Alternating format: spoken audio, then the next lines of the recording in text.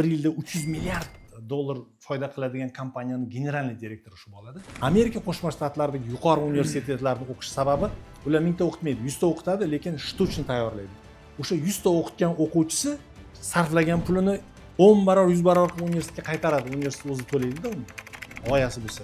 Misol uchun men bitta narsa aytib beraman, mana Google kompaniyasining boshlig'i hindistonlik bola, talantli bo'lgan, iqtidorli bo'lgan.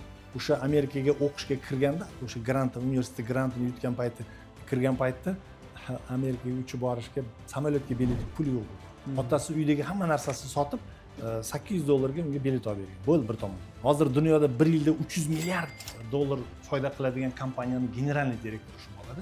Mana shunga o'xshagan g'oyali insonlarni Amerika sotib oladi o'ziga, ya'ni grantini beradi va uni g'oyasidan keyin katta pul qiladi. Ya'ni ilmni pulga aylantirganlar. Shuning uchun universitet 4 universitet 5 topga chiqqan universitetlar mana shunaqa o'qitadi.